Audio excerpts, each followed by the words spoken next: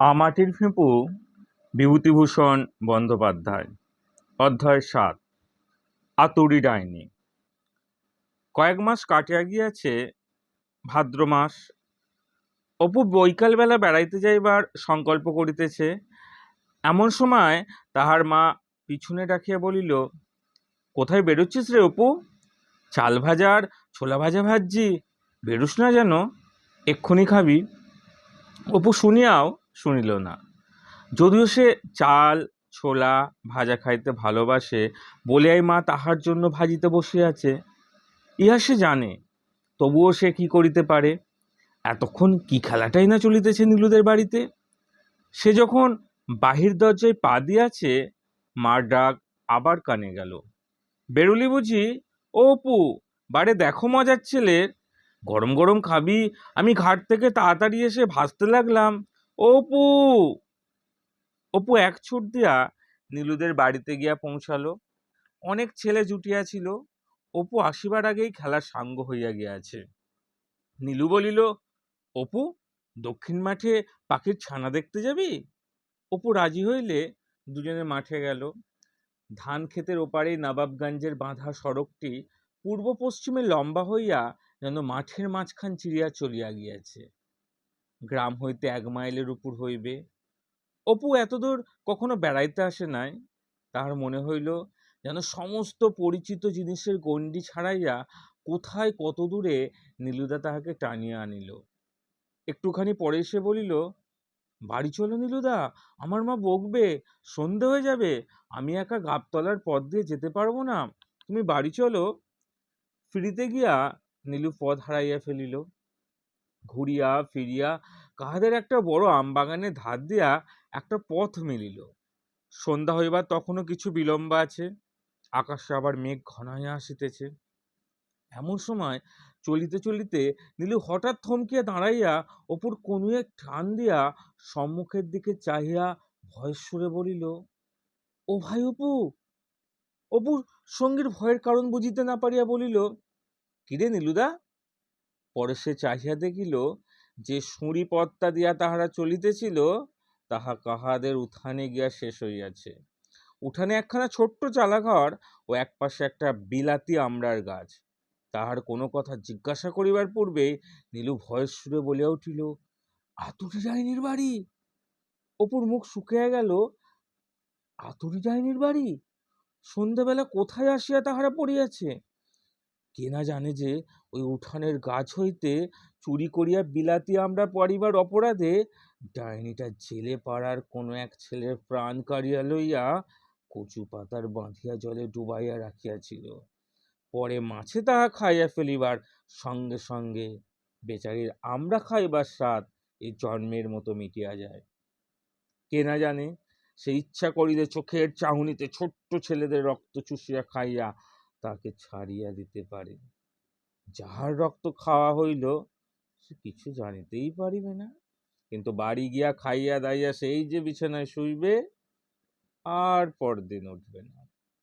কতদিন শীতের রাত্রে লেপের তলায় শুইয়া দিদির মুখে আতুরী ডাইনির গল্প শুনিতে শুনিতে সে বলিয়াছে, রাত্রে তুই ওসব গল্প বলিস না দিদি, আমার ভয় করে। তুই সেই কচুবরণ রাজকন্যার গল্পটা বল দেখি।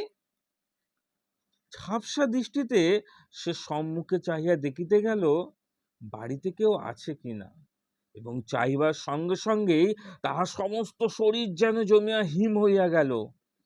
বেড়ার বাঁশের আগরের কাছে অন্য কেউ নয়, একেবারে স্বয়ং আতুরী ডাইনি তাহাদের, এমনকি যেন শুধু তাহারই দিকে চাহিয়া দাঁড়াইয়া আছে। যাহার জন্য এত ভয় তাহাকে একবারে সম্মুখে এভাবে দাঁড়িয়ে থাকিতে দেখিয়া অপুর সামনে পিছনে কোনো দিকেই পা উঠিতে চাহিল না। আতুরী বুড়ি ভুরু কুঁচকাইয়া তোবড়ানো গালটা যেন আরো ঝুলাইয়া ভালো করিয়া লক্ষ্য করিবার ভঙ্গিতে মুখটা সামনের দিকে একটু বাড়াইয়া দিয়া পায়ে পায়ে তাহাদের দিকে আগাইয়া আসিতে লাগিল। অপু দেখিল সে ধরা পড়িয়াছে, কোনো দিকেই আর পালাইবার পথ নাই। যে কারণে হোক ডাইনির রাগটা যেন তাহার উপরই বেশি। এখনই তাহার প্রাণটি সঙ্গ করিয়া বোধ হয় কচু পাতায় পুড়িবে। মুখের খাবার ফেলিয়া মায়ের ডাকের উপর ডাক উপেক্ষা করিয়া সে আজ মায়ের মনে যে কষ্ট দিয়া বাড়ি হইতে বাহির হইয়া আসিয়াছে, তাহার ফল এইবার ফলিতে চলিল। সে অসহায়ভাবে চারদিকে চাহিয়া বলিল, আমি কিছু জানি নে, ও বুড়ি পিসি, আমি আর কিচ্ছু করব না, আমাকে ছেড়ে দাও, আমি এদিকে আর কখনো আসবো না, আর ছেড়ে দাও ও বুড়ি পিসি। নীলু তো ভয়ে প্রায় কাঁদিয়া ফেলিল, কিন্তু অপুর ভয় এত হইয়াছিল যে চোখে তাহার জলই ছিল না। বুড়ি বলিল, ভয় কি মোরে, ও বাবারা, মোরে ভয় কি? পরে খুব ঠাট্টা করা হইতেছে ভাবিয়া হাসিয়া বলিল, মুই কি ধরে নেব খোকারা, এসো, মোর বাড়িতে এসো, আমচুর দেবানি, এসো। আমচুর? ডাইনি বুড়ি ফাঁকি দিয়া বুলাইয়া বাড়িতে পুরিতে চাইতেছে, গেলেই আর কি। ডাইনিরা, রাক্ষসীরা যে এরকম ভুলিয়া ফাঁদে ফেলে, এরকম কত গল্প তো সে মার মুখে শুনিয়াছে। এখন সে করে কি? উপায়? বুড়ি তাহার দিকে আরো খানিক আগাইয়া আসিতে আসিতে বলিল, ভয় কি মোরে ও বাবা, মুই কিছু বলবো না, ভয় কি মোরে। আর কি, সব শেষ। মায়ের কথা না শুনিবার ফল ফলিতে আর দেরি নাই। হাত বাড়াইয়া তাহার প্রাণটা সঙ্গ করিয়া এখনই কচুর পাতায় পুরিল বলিয়া সে আড়ষ্ট কণ্ঠে দিশাহারা ভাবে বলিয়া উঠিল, ও বুড়ি পিসি, আমার মা কাঁদবে, আমায় আজ কিছু বলো না, আমি তোমার কাছে কোনোদিন আমরা পাত্তা আসিনি, আমার মা কাঁদবে। আতঙ্কে সে নীল বর্ণ হইয়া উঠিয়াছে। বাড়ি, ঘর, দৌড়, গাছপালা, নীলু, চারিধার যেন ধোঁয়া ধোঁয়া, কেউ কোনো দিকে নাই, কেবল একমাত্র সে আর আতুরি ডাইনির ক্রুর দৃষ্টি মাখানো একজোড়া চোখ, আর বহুদূরে কোথায় যেন মা আর তাহার চাল ভাজা খাওয়ার ডাক। পরক্ষণে কিন্তু অত্যাধিক ভয়ে তাহার একরূপ মরিয়া সাহস জোগাইল। একটা অস্পষ্ট আত্মরাপ করিয়া প্রাণ ভয়ে দিশাহারা অবস্থায় সে সম্মুখের ভাট, শ্যাওড়া, রাংচিতার জঙ্গল ভাঙিয়া ডিঙাইয়া সন্ধ্যার আসন্ন অন্ধকারে যেদিকে দুই চোখ যায় ছুটিল।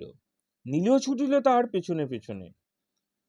ইহাদের এত ভয়ের কারণ কি বুঝিতে না পারিয়া বুড়ি ভাবিল, মুই মারতেও যাইনি, ধরতেও যাইনি, কাঁচা ছেলে, কি জানি মোরে দেখে কেন ভয় পালে সন্ধেবেলা। খোকাটা কাদের?